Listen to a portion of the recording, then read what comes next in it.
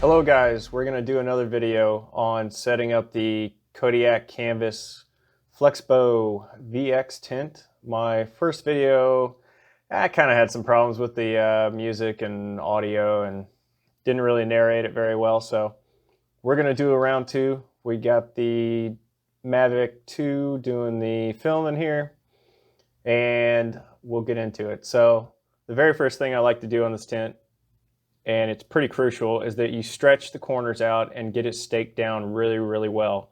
If you don't do it right the first time, it's a pain in the butt to try and fix it later once you've got the thing all set up.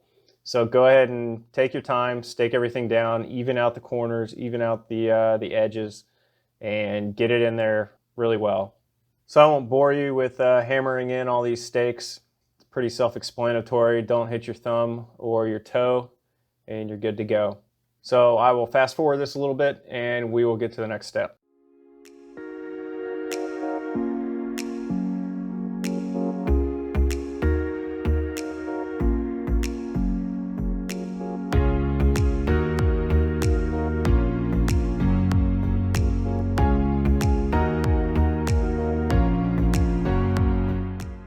So I got all the stakes down, and I do make one kind of final go around and make sure everything is nice and tight. Again, it's such a pain once you get it up to try and restake everything down, or even pulling one or two out to try and have to restake them is just, I'm telling you, man, just get it right the first time. So next we're going to get the bars out, or the crossbars. I like to start with the two sets, I guess, so 4 total of the roof crossbars. They slide in through little loopholes on the top, and you will eventually connect them with the middle crossbar, which I'll show you in a minute.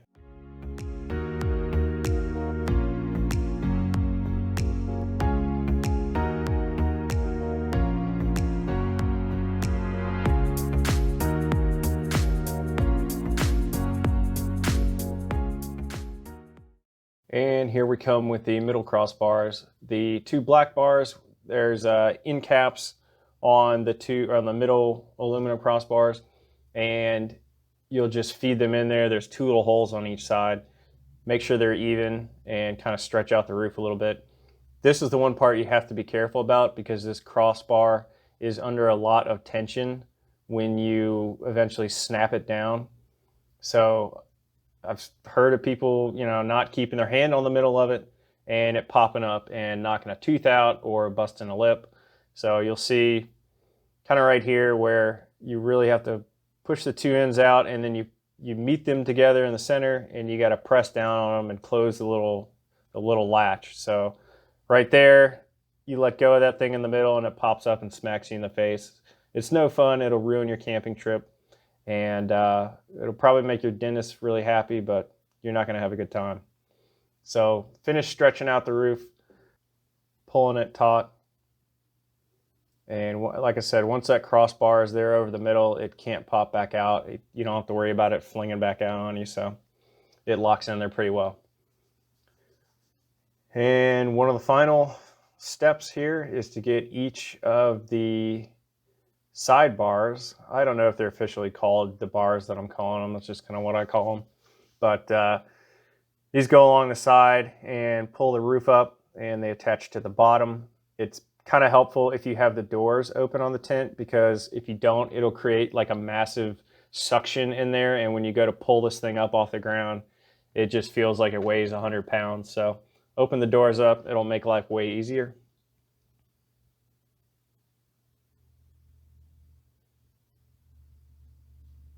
You may need a helper if you're not very tall, I guess, because the tent's like 7 feet tall or something like that. So if you're a shorter person, you might need some help getting those bars up on the very top clip on the roof. But I'm 5'10". I don't have any problem with it. I can still reach the top. So,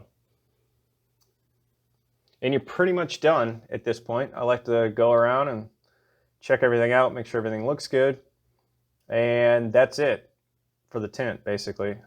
There is an awning on it that you can set up, which I'll go do here in a minute, but yeah, it's optional. You don't have to put that up. What, this took me all of, I don't know, 8 minutes to set up, I think, with some pauses in between, maybe a little bit more to stake it down. So easily a 10-minute setup tent, which is pretty good when you think about it. 10 minutes to set this up. I mean, most, small nylon freestanding tents take longer than that. All right, now I'm going to show you the setup of the awning. You basically just unroll it. It's got some little loops up there at the top where you can fold it up, roll it up and fold it down if you want. The other two bars that come with the tent, they basically they slide out of each other. It's kind of like an extension pole. They just extend out and then you tighten them up. And they've got little pins on the top that you will slide a buckle through. You will need your last remaining 2 stakes, so make sure you have those handy and don't forget them like me. And you will just basically loop the rope there in a knot. It comes with like a little tension secure like hook on the end of it, so you just loop it around itself. It's pretty self-explanatory, but just pull these tight each way. Don't let them fall over like that. And I guess I probably should have said put the stakes in first and then try and tighten them. So a bit of a rookie mistake. I've set this tent up probably 10, 15 times, and I always forget that I should put the, kind of figure out where you want to put the stakes for the awning and stake that down first, because if you try and do that and hold the pole up, you get what happened to me right there. So stake them in first, then attach your rope, then pull them taut, and you're done with the awning.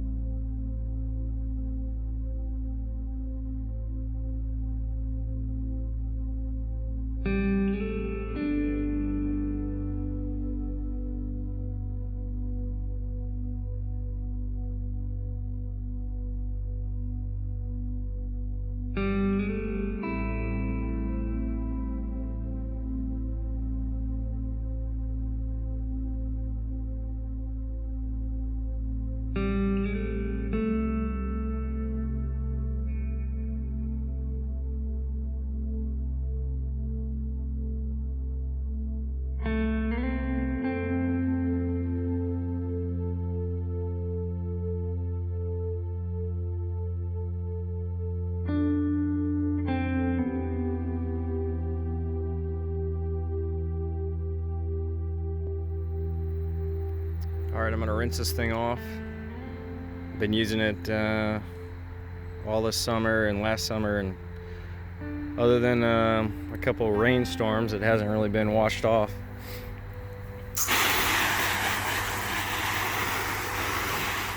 You can see the water just beads like right off of it.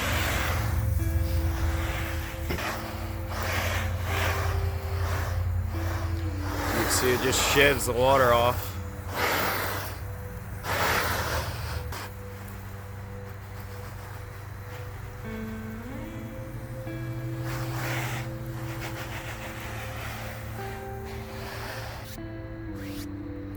The outside will feel a little bit damp, but I went through a pretty heavy rainstorm with this thing for a couple hours and did not get wet one bit.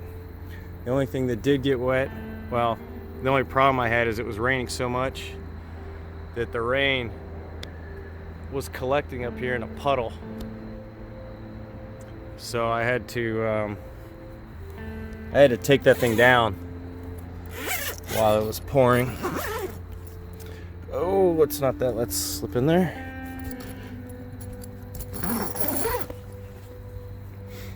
But I've been spraying this thing down for a good 10 minutes.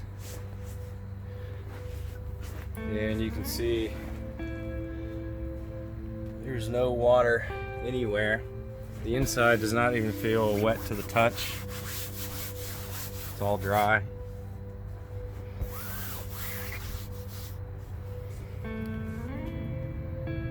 No water down in the cracks. Some people ask about the rain flaps, since technically if you Open this up. This mesh is wet. This is just very lightly damp, but if you think about it, I was spraying it from the outside, whereas the rain would just come down on top, and I mean, this isn't even, I don't know if you can see it on there, but it's not wet at all. And that's with me hosing it.